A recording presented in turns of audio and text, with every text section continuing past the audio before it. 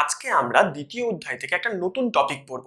এই টপিক থেকে কিন্তু খুব ভালো করে যদি পড়ে যাও দেখবে অনেক শর্ট প্রশ্ন তোমরা কিন্তু পেরে যাচ্ছ, সে 2 নম্বরের হোক বা 1 নম্বরের হোক। এখান থেকে যেসব এখান থেকে যে প্রশ্নগুলো হবে সেগুলো কিন্তু সাধারণত 1 নম্বরেরই হবে, তোমরা সেগুলো খুব ভালো করে দেখে নেবে। দেখো, আমরা যদি এই চ্যাপ্টার খুব ভালো করে বুঝি তাহলে আমাদের শর্ট প্রশ্ন কোনো মতেই আটকাবে না, বড় প্রশ্নও কিন্তু আটকাবার কথা নয়। কারণ বুঝে নিলে তুমি যেমন ভাবেই লেখো না কেন, একটু সালগুলোকে মনে রেখে তাহলে কিন্তু পুরো নাম্বারটাই পেয়ে যাবে। তাহলে দেখো যে টপিকটা কি আছে। দেখো, নারী শিক্ষা ও ঈশ্বরচন্দ্র বিদ্যাসাগর। তাহলে একটা সময় ছিল, একটা আমাদের ভারতবর্ষ তথা বাংলার মধ্যে এমন একটা সময় ছিল যেখানে নারীদের শিক্ষার সেরকম ভাবে কোনো সুযোগ ছিল না। সেই সময়টা হচ্ছে 19 শতক। তাহলে 19 শতকে দেখো বলা হচ্ছে যে 19 শতকে প্রথম ভাগে বঙ্গ সমাজে মেয়েদের লেখাপড়ার বিষয়টা কেউ সুনজরে দেখতো না। একটা কথা মাথায় রাখবে, তখন ছিল পুরুষতান্ত্রিক সমাজ, এখনো কিন্তু পুরুষতান্ত্রিক সমাজ।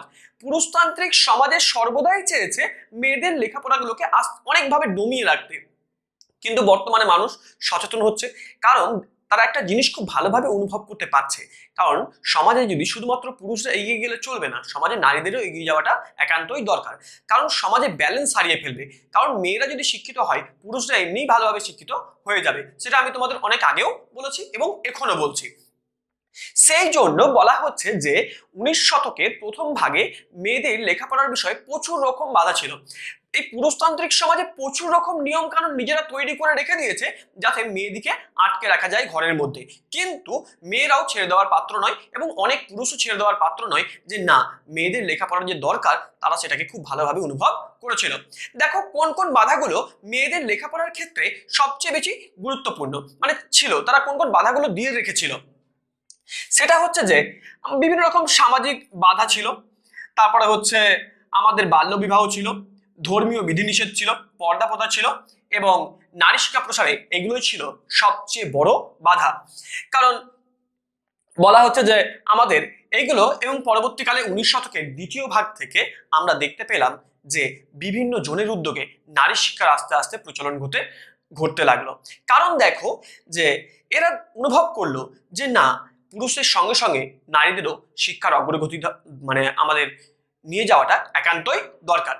এবার আমরা দেখব যে সেই জন্য 1811 খ্রিস্টাব্দে খ্রিস্টান মিশনারি উইলিয়াম কেরি মার্সম্যানের উদ্যোগে বালিকা একটা বালিকা বিদ্যালয় তৈরি হলো শ্রীরামপুরে।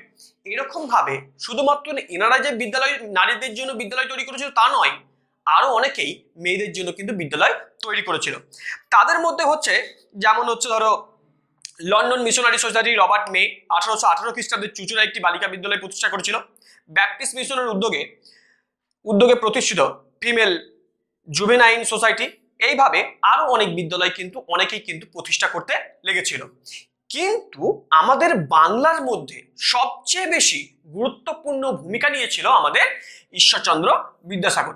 এই মহান ব্যক্তি কিন্তু আমাদের নারী শিক্ষা বিষয়ে সবচেয়ে বেশি গুরুত্বপূর্ণ ভূমিকা নিয়েছিল, কারণ ইনি প্রথমে কিন্তু আমাদের এখানে প্রচুর একটা বিদ্যালয় স্থাপন করলো। দেখো বলা হচ্ছে যে আমাদের বাংলায় নারী শিক্ষা বিষয়ে সবচেয়ে বেশি গুরুত্বপূর্ণ ভূমিকা নিয়েছিল ঈশ্বরচন্দ্র বিদ্যাসাগর এবং তাকে সেই জন্য নারী শিক্ষার প্রতিকৃতি বলা হয়।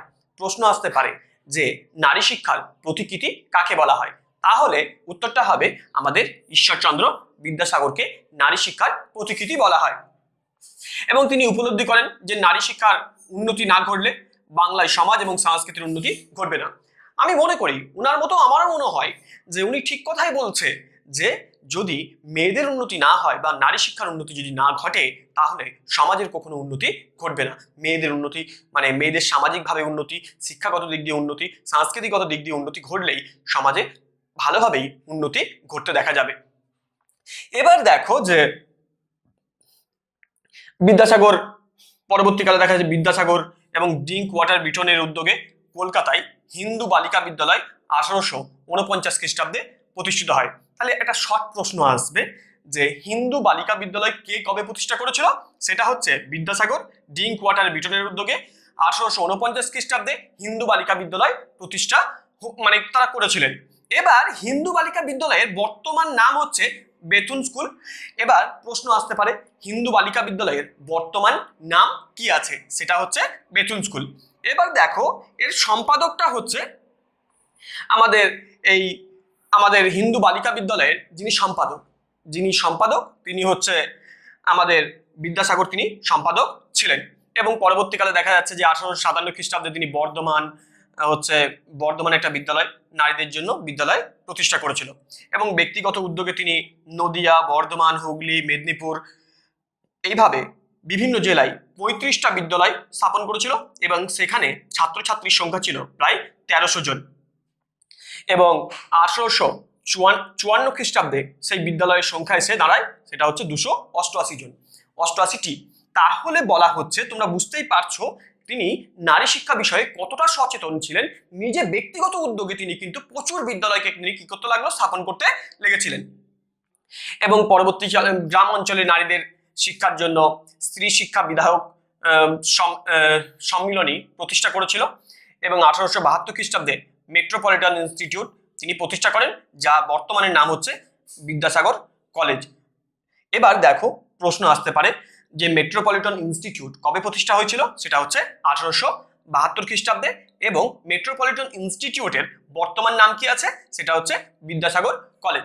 এবং তিনি তার মায়ের নামে নিজ গ্রামে তিনি একটা বিদ্যালয়কে স্থাপন করেছিল, সেটা হচ্ছে ভগবতী বিদ্যালয় তিনি প্রতিষ্ঠা করেছিল। এবার বলা হচ্ছে যে নারী শিক্ষার এভাবে উন্নতি হতে লেগে তুমি দেখো একটা জিনিস, তোমরা দেখো মানে কতটা ভালোভাবে এফেক্ট পড়েছিল, যে বাংলায় প্রথম স্নাতক যিনি হয়েছিল মেয়েদের মধ্যে, সেটা হচ্ছে আমাদের কাদম্বিনী মানে গঙ্গোপাধ্যায়। এবার প্রশ্ন আসতে পারে যে মেয়েদের মধ্যে প্রথম বাংলায় স্নাতক কে হয়েছিল, সেটা হচ্ছে কাদম্বিনী গঙ্গোপাধ্যায়। আর কে? চন্দ্রমুখী বসু। এরা কিন্তু বেথুন কলেজ থেকে 1883 খ্রিস্টাব্দে তারা স্নাতক হন। এবং তিনি ভারতীয়, কাদম্বিনী গঙ্গোপাধ্যায় তিনি প্রথম ভারতীয় মহিলা যিনি কিন্তু ডাক্তারি পাস করেছিল। তাহলে এখান থেকে দেখো যে আমাদের বাংলায় প্রথম মহিলা স্নাতককে কাদম্বিনী গঙ্গোপাধ্যায়, আর সারা ভারতের মধ্যে প্রথম যিনি ডাক্তারি পাস করেছিলেন তিনি কিন্তু কাদম্বিনী গঙ্গোপাধ্যায়। তাহলে এইভাবে আমরা বুঝতে পারলাম যে নারী শিক্ষার উন্নতি ঘটলে সমাজ কতটা উন্নতি হতে পারে। কারণ শিক্ষা দীক্ষা সমস্ত দিক দিয়ে কি হচ্ছে, আমাদের নারী সমাজ যদি এগিয়ে যায় তাহলেই সমাজের সবচেয়ে বেশি উন্নতি ঘটবে। এভাবেই আমরা দেখতে পেলাম যে নারী শিক্ষা কি হবে আস্তে আস্তে উন্নতি এবং অগ্রগতি হতে লাগলো, এবং আমাদের ঈশ্বরচন্দ্র বিদ্যাসাগরের কতটা গুরুত্বপূর্ণ ভূমিকা ছিল।